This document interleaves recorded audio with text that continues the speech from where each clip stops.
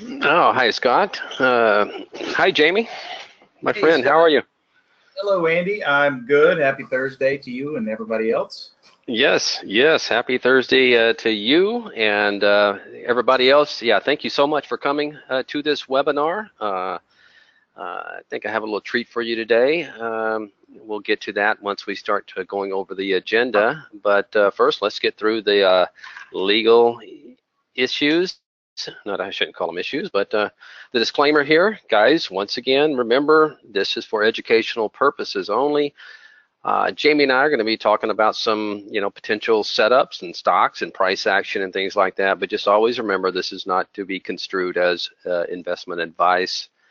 And if that's what you're looking for, you might want to, contact a registered broker, an RIA, or something like that. So, but we are going to have some fun and got a great topic for you guys today. I can't wait to dive into it. So, but first, let's talk about what we have here at Trade Ideas. We have a test drive coming up, guys. Have a link and know how to sign up and when you'll get access and all that good stuff. But first, as you get to moving toward the test drive, which is around the corner, I just want you to know there's tons of support, education, and training here. So, and we'll be conducting these support sessions all throughout the week, 2 hours a day, so you guys can come in and ask your questions, and we'll tackle them for you, get you going in the software, so you can really use it till its full potential. Normally throughout the week, and we're still going to have our afternoon webinars, I believe. So correct, Scott will correct me if I'm wrong afterwards. But what we have, guys, every week we in the 5 p.m. time slot we have a webinar, except on Friday afternoons. It's Jamie and Steve on Monday. Myself and Steve are on Tuesday. It's not listed on there, but that is the Trade of the Week webinar. In Wednesdays, you got Dan Merkin and Brad Williams, and then myself and Jamie here on Thursday. And then Friday, we treat you to our support session, where if you have any questions that have accumulated during the week, hey, write them down, jot them down somewhere, come in the Friday support session, and that's where you basically an open Q&A forum where you can ask questions and we will show you. Demonstrate it for you if we need to. But anyway, that's been a great success and it's really helped people. And let me not forget the Traders Room, okay, moderated by Barry. He's a great trader, a very patient and very calm trader, and it's free for everybody. You do not have to be a subscriber. We think that you will become one once you get in there and you see all the vast number of traders using the software and making money. Got some really good traders in there. You can watch over Barry's shoulder and view his desktop while he calls out trades. Guys,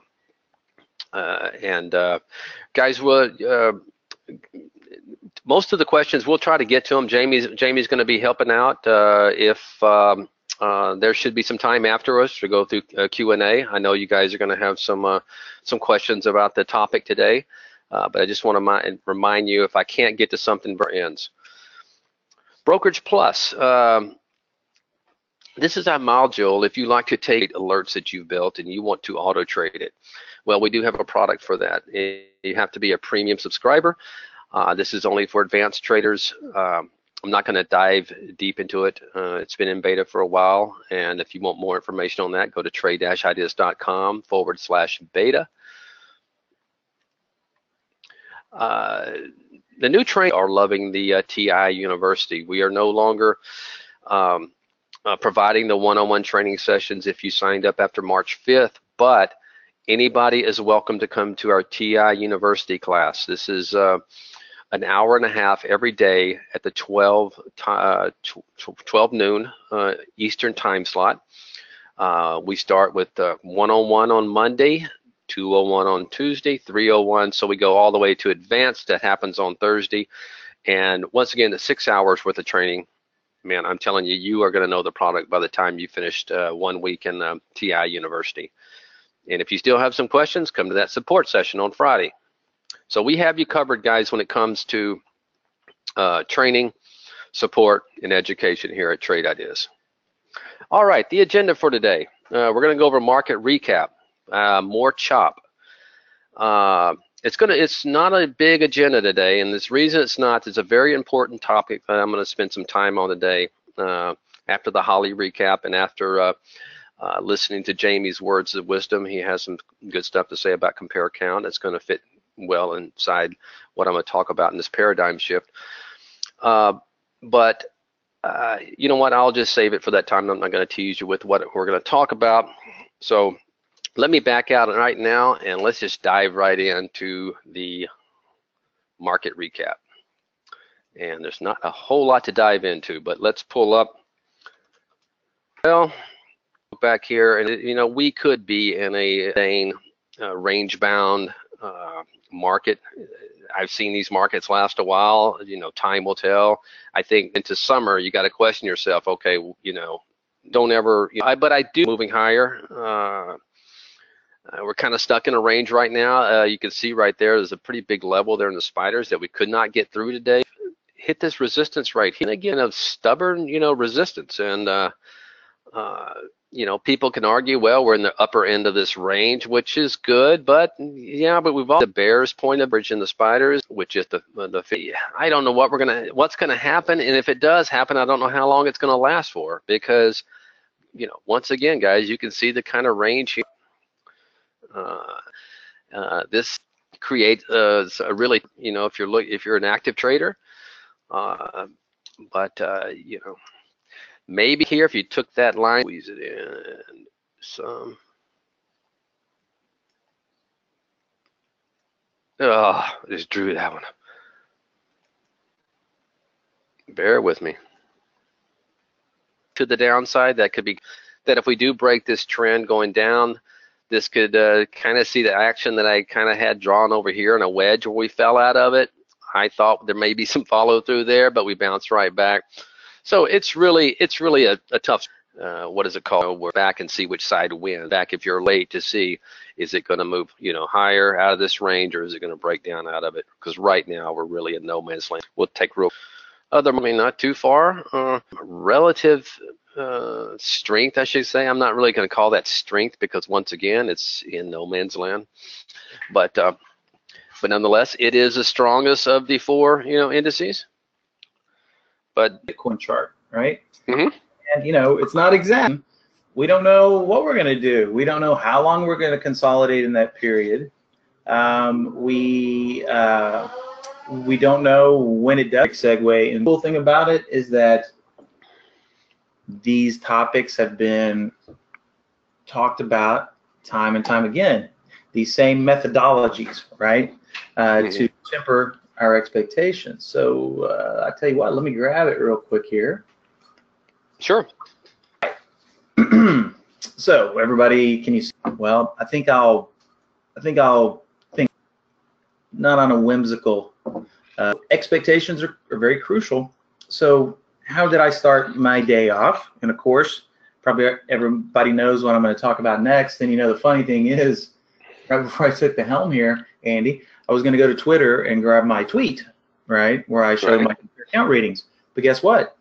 Twitter seems to be down. Oh. Yeah, and I got interesting.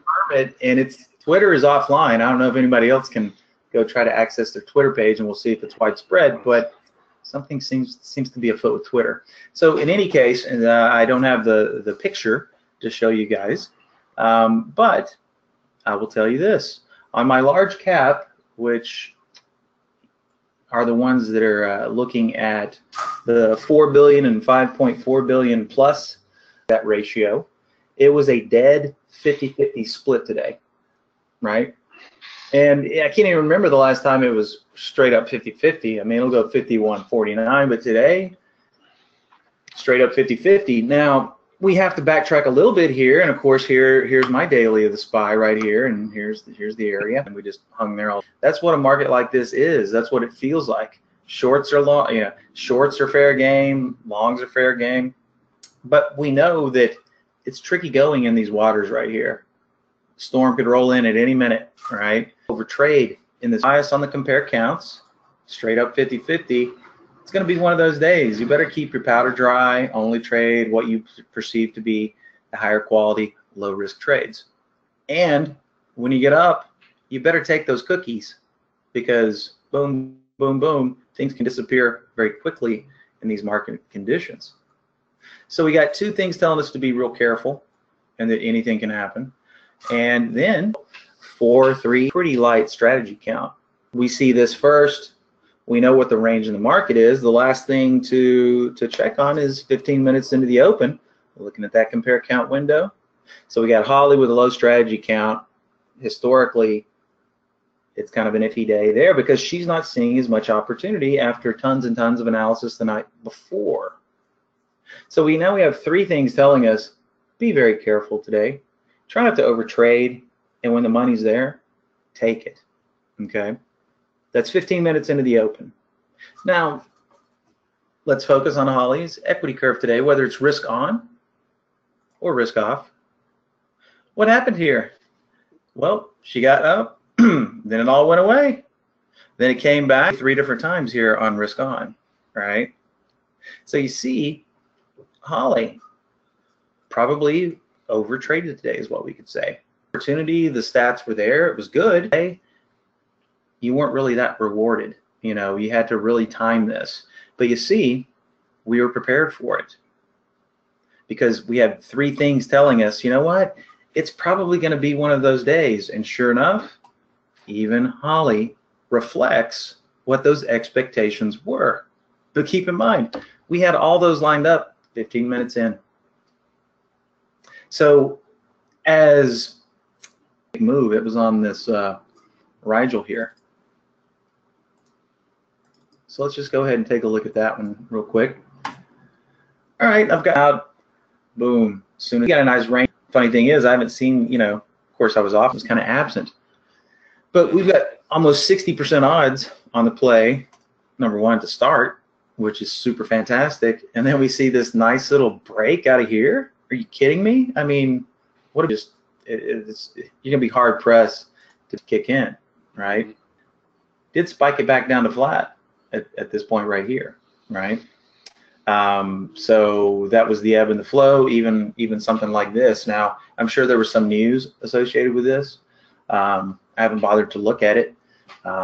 Once again, not really what this signal was based on. It wasn't a news play. It was a heck of a move by any standard. I mean, that's a day maker, assuming that you got in there. And, you know, not a lot of risk on to talk about today. We can see here, if I sort by risk on, 41 here, ABEO. Then we're re-alerted, and we've all seen this song and dance time and time again. Thousands when we all had to actually go to a high-tech office to get what we needed to trade. Not like that anymore. But you see Holly get stopped out of something, you're like, hey, let's set that price alert for the second occurrence. And in this case, it would have been a nice trade around. And of course, let's see here. So we got a trade around there. Only 3 cent spread here, 7 cents here. And that's pretty much it, you know. Of course, we take 26, 25, and 20 cents there with the opportunity to trade this one on the second. Andy's itinerary or agenda today, not only the absolutely on the money 50-50 compare count windows, that prepares the mind for a day like this. And then to see Holly reiterate my theory of, you know what, even the AI, it's because we know we have I think we're going to have enough time to cover everything. Thank you. Yep.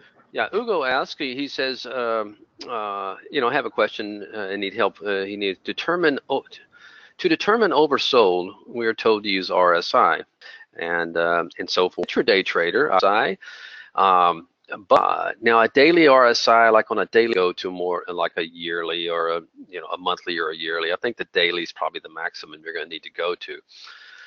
The thing about RSIs is be careful trading off of them. And the way I will typically use RSI if I'm swing trading, you know, if I see that's not a reason just to take a trade on something.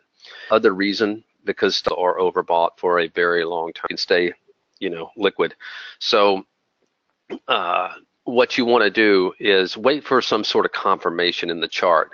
So another 10-day or 20-day range. something constructive in the chart that will where you, because if you're wrong, you need to get out quickly. But once again, RSI is subjective. You can, if you're an intraday trader, you can use a, I don't like 1 minute RSI, but if you want to use a 15-minute RSI or 30-minute, 60-minute, that's fine. But don't let that be the only reason you enter a trade, is where the RSI is. Let's see, Grady asked about the final minutes today. Well, it looks like he's saying, how can high filter, Grady, on something like this? Now, obviously, if you're just using a high, you're going to be getting a constant stream of stocks hitting new highs in there. So you need to use, you need to refine it to a volume in Citigroup. So maybe if you're using, but yeah, 1.5 times normal.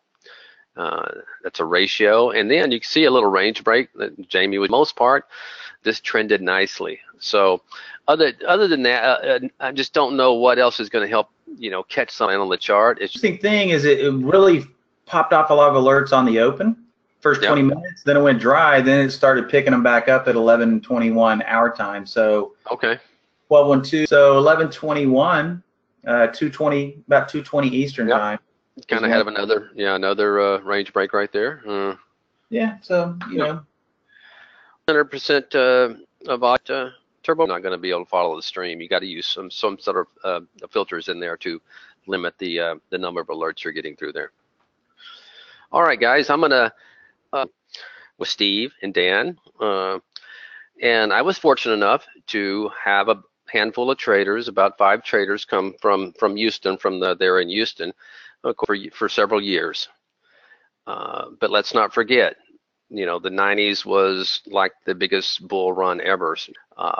We were the fast ones. If you got in at the right time, you were able to make a lot of money. These guys were big hitters, and they had a style where stock, you know, went against them. They were buying the big caps, the Dells, the Cisco's style, and the raging market that we had back then. I mean, it was just unbelievable, and they'd make a killing. Well, what happened is when the dynamics changed, and things weren't as they were anymore, and that's when we had the great bubble, and things started to pull in. Long story short, you know, several of these traders blew up like $15-20 million accounts, back down to zero. They've only traded, that was an incredible bull market, like 11-year, 12-year bull market, whatever it was, maybe not that long, but it was the longest bull market ever. And that's all they knew, because that's all they had traded. And so what happens when the dynamics of the market changed, and you had more sellers than buyers, but they kept going back to what made them all this money in the past, and they did not change, they did not adapt. And I'm serious, and I've seen plenty of traders do this. You just end up blowing up your whole account, because you're determined what made you all that money in the previous market is going to work in this one too, and it just no longer works. And that's an important topic today, guys, because I want to talk today about paradigm shift, because I'm seeing, and I know from a lot of traders I've talked to at Trade Ideas and our wonderful customers, that things are getting tougher. And we may be seeing the same shift, you know, that we saw back in 2001. And I want to go over some things that can help you kind of feel the change coming. And I actually put up a little Word doc here. I haven't built it today, and I'm just going to pull it over here, and we're going to talk about it. Okay, paradigm shift. So what is it? Okay, it's a fundamental change in approach of underlying assumptions. So basically, it's replacing the usual way. So in other words, you're accustomed to doing something. You're accustomed to these strategies. You're accustomed to buying pullbacks, buying breakouts, whatever it may be, trading the Momo stocks. Man, it's been working great for the last 3 or 4 years. And now all of a sudden, man, you're just like, these things, they're not moving like they used to. You know, what's going on here? These things are not working. I'm gonna show you some great examples today, just today alone. And I can't stress to you how important this concept is, because I had to learn to change. Luckily, I got at the end, you know, I started trading about 98, so I was kind of got at the end of that bull market, so I wasn't so entrenched in, you know, in a method, and so I was able to adapt and change. and continue to profit. But if you don't learn to do that, guys, I'm telling you, it can blow you up. And if you're trading for a living, it can ruin your career. Or if you're just investing, and it can really put a dent in your 401k. So let's go over some of the things, guys, that that can kind of give you evidence of the change and dynamics of the market. Okay, and I'm going to give some pretty good examples here. And the first thing is failed breakouts. These breakouts, these setups, that worked over the last 5, 7, 8 years. Now, whoa, they're not working. A great example today was V-sell. And this is actually a Holly call. I'm going to pull this up real quick and show you that Holly called it today at 850. Not only did Holly call it, I want you to look at this potential. It's a beautiful looking chart. Okay, so there's your Holly buy right at the multi-month, year high, whatever you want to call it. That is a major breakout. Not only that, I am watching my extreme volume high-low pro today, and I hope I can. There you go. 903. Look at the volume coming in this thing. There it is. V-sell coming in, doing 16 times 1 minute volume, doing almost 7 times 5 minute volume. A lot of volume behind this move. And it's kind of late in the day. I mean, it's 30 minutes. It's not the first 5 minutes of the day. This is 30 minutes later. And you know what? I saw it in another place too. I can't remember what, but anyway, usually to me that is like confirmation. This is going to be a breakout that works. Okay, beautiful chart. You got kind of the little cupping, pattern down here and just breaking out. But look what happens. You get a run maybe for 15 minutes and then a total reversal and pretty much sells off for the rest of the day. That is what you call a failed breakout. And I'm seeing more and more and more of this. Okay, so red flag. Okay, time for a paradigm shift. These breakouts aren't working. Another one today I had coming through, this one I think was USG. Let me see. Let's take a look at this one.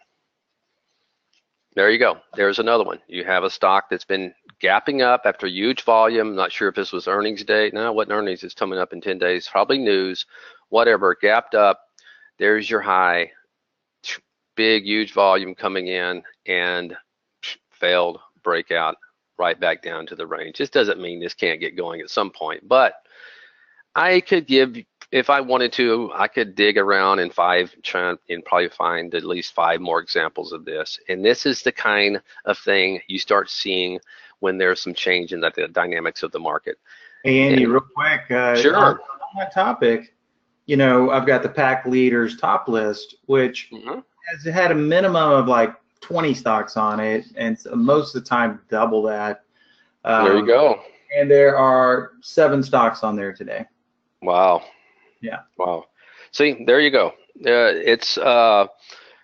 Thank you, Jamie. That's a very good point. My next point, okay, and like I said, I created this little name here. Kind of proud of it. No-mo Momo.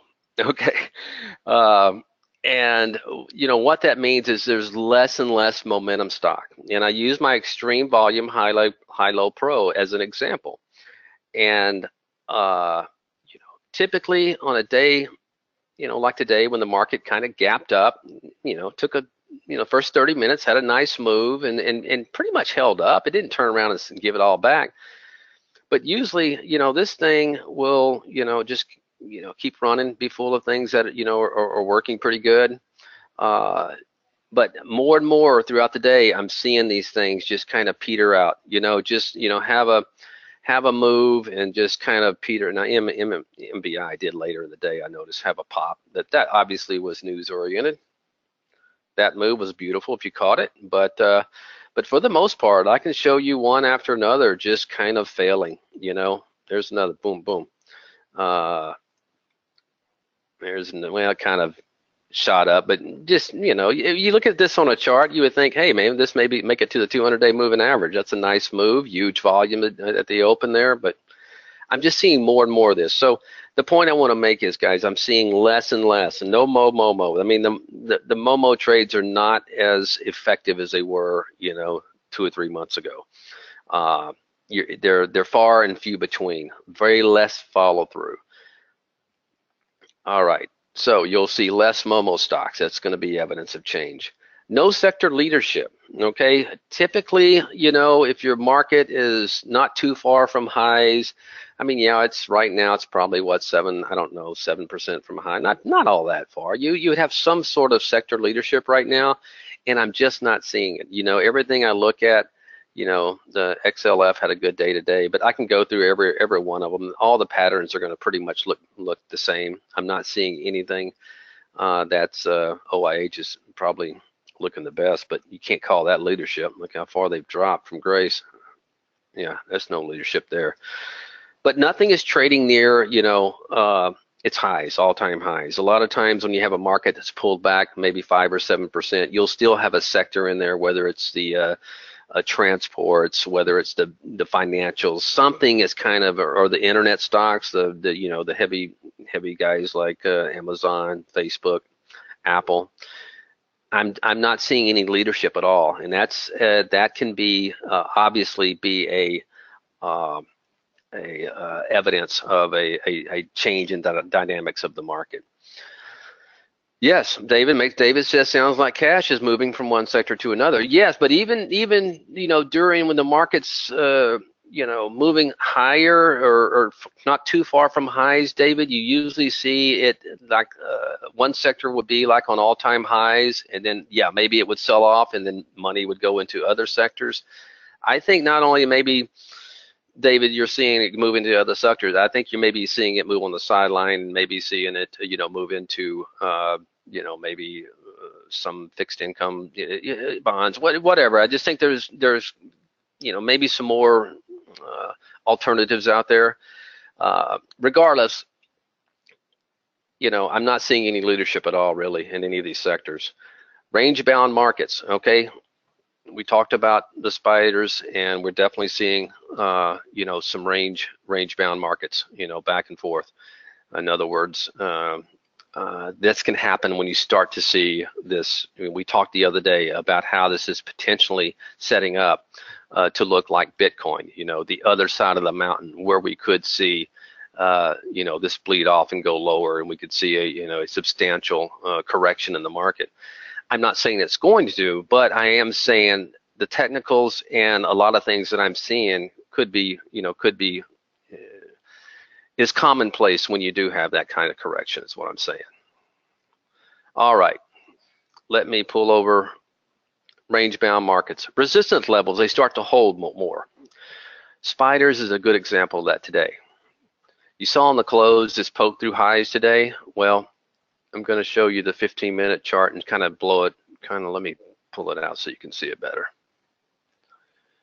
All right, so this is the spiders. You can see that today on the close, they tried to poke through, and you can see the resistance there, The point I'm making is these lines, they start to hold more in the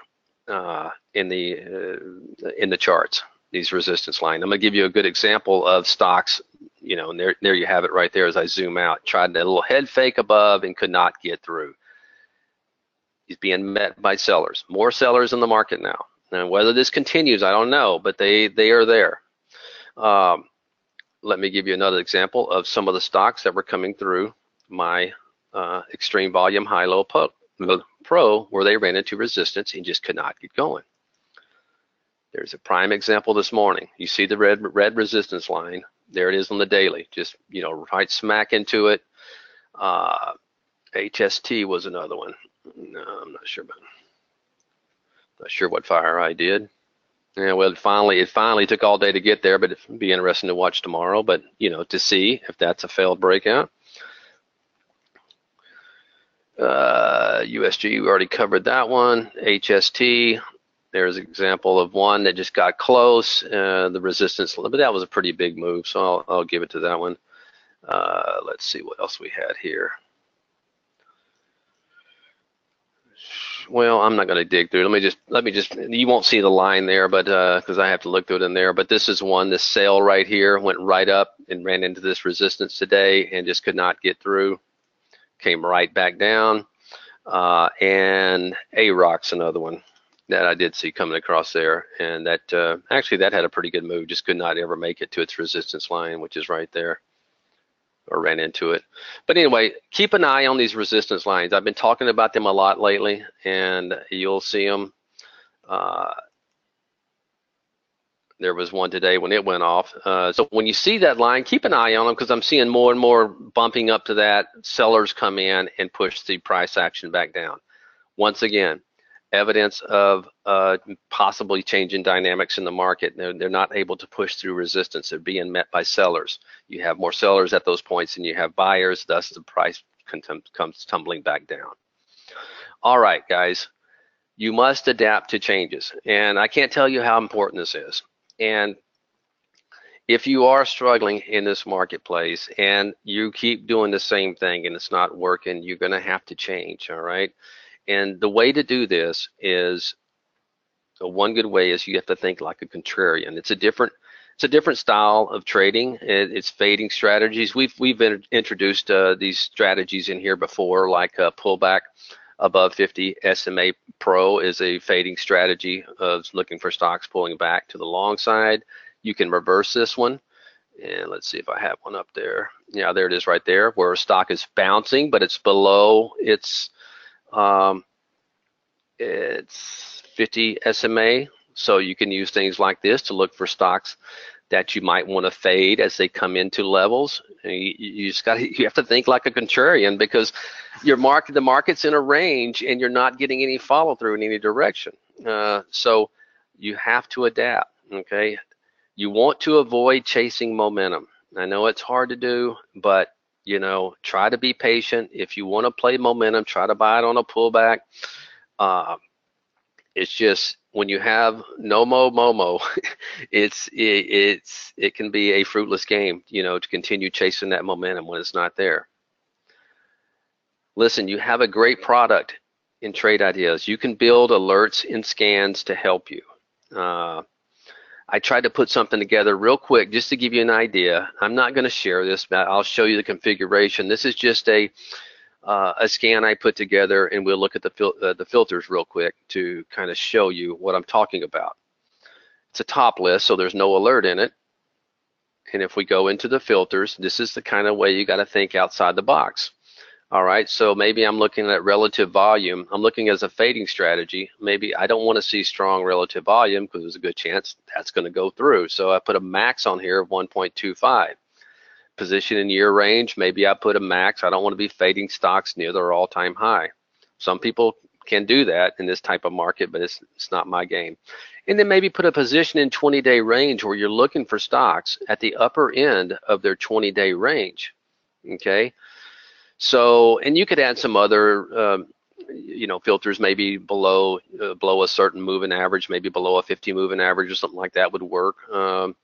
But this is the kind of contrarian thing you have to do, where you're looking for stocks that are in the upper part of their 20-day range, but you're looking to fade them. And then you could just use it as a scan and just go through and looking for opportunity where you might want to fade a stock, mark it up, maybe look the night before, and if it comes down, this is a good example, maybe keep this right here and just mark them up, put a price alerts in there. So if it does fall below that level, maybe I want to short, and just, do things like that. So you just got to think outside the box, but we have an incredible technology here that will help you find opportunity even in markets like this. Thank you, Christopher. Very important to be selective, guys. There's a time to be very active in the market, and there's a time to pull back and not to overtrade and be very selective. This is the time to do that. And I can't tell you, how important it is, because I've seen too many traders over the years blow up, and it's not fun watching.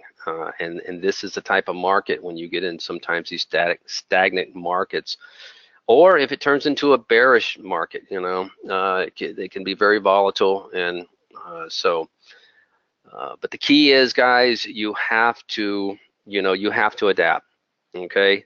And to close off here, before I answer any questions and turn it over to Scott, I'm going to finish with one line from a very popular book called "Who Moved My Cheese?" Right? It's a story about mice that got accustomed to going to this that same place for cheese, and then when it was gone, they were the victims and they didn't know what to do, and the outcome. And there's ones that went out and started looking for more cheese, looking for, a new strategy. That's what you have to do. And the line from this book is if you do not change, you will become extinct. And it's very important, guys. Change is the only constant. And everybody would love a bull market that just goes forever. And I'm not saying this is the end of this bull market, but I am seeing some obvious changes in the dynamics. And, it may be a time to adapt, some of these changes, and you definitely want to be more selective and don't overtrade, and just look for the opportunity where it is. But Jamie, I know I rambled on. Do you have anything you want to add to this? No, man, that's some really good stuff, Andy. Really good stuff. And it's one of the things that we humans have a really hard time with is change, right? Mm-hmm. But change is the only constant. So that's what you need to keep in the back of your mind. If it were easy, and if, same old, sayings, if it were easy, everybody be doing it. Well, yeah, trading in general, sure. But being able to be mentally flexible and adjust when it's not really what you want to do, it's what you have to do. Yes. Yes, exactly right, Jamie. And Jamie and I have both been through, a couple of brutal markets. So we know what it takes. So that's just, nothing really new alert or top list to share with you today, guys. But that's some words of wisdom I think you can take with you and really learn, really help you in your endeavors when it comes to trading, for sure. But with that said, guys, I appreciate all the comments, and I'm going to bring Scott in. So you guys hang on. He's going to tell you more about the test drive if you haven't signed up for it, and also a discount code that you can use. Yeah, there's some goodies there too. So there's a test drive coming up next Monday. If you get in and register before Friday, you're going to be able to actually have access to the software all weekend long after Friday's close, so you can try everything out, get used to the AI channel, try out some back tests and all that good stuff before Monday's open. We're going to have some special webinars next week, all kinds of good stuff. It's $8.88. It covers the exchange fees because we get charged for every person that uses exchange data every month. So that helps us out with that and the extra support load. But it's 5 full days of everything that Trade Ideas offers. So it's a great opportunity for you to try it out. Just go to trade-ideas.com/test drive and sign up if you're not yet a premium subscriber. Those of you that are standard subscribers, this is your chance to really test out the upgrades. We also have a podcast and an ebook out. So the ebook was Andy and Jamie both contributed to the ebook. You're now seeing the kind of market currently that you need to have these kind of strategies in your back pocket. So go download that, trade-ideas.com/ebook. Just plug in your email address and it'll send you an email with the download link. Get that, save that to your desktop, keep it on your phone, reference it, read it, get to know the strategies. It's a short book, but there's good wisdom in there. We also have a podcast. There'll be a new episode out tomorrow at some point. Go ahead and make sure you subscribe. Just search for Trade Ideas Podcast wherever you listen to your podcast in, and add it to your subscription list and enjoy it. We have a code that's good this month. You can use Spring Bling, all caps, to go ahead and start and save 15% off your first month or year of Trade Ideas. You can also use this if you're a standard subscriber to upgrade. However, I anticipate a lot of you are going to want to try out that test drive first, but you can keep a hold of this code. It's good until the end of the month. Thank you all for attending. Thanks, Andy and Jamie. There will be another webinar tomorrow. It's the Friday support webinar. You'll get an email invite to that if you want to come and ask questions. Jamie is at QuantBot on Twitter. Steve Gomez is at Today Trader. Dan Merkin's at Trade Ideas 1. follow us on Facebook, facebook.com/TradeIdeasPro. We're not going to install an app and scrape your data, but we want you to share everything we post with your friends, or at least some stuff. So go ahead and do that. Just any questions, info@trade-ideas.com. That's the best place to go for those kind of questions. And I have a reminder alarm popping up. That's the best place to go for those kind of questions. Just info@trade-ideas.com. We'll have a recording of this webinar up later on tonight or tomorrow morning. And y'all have a good one. All right. Thanks, Scott. Thanks, everybody. Later.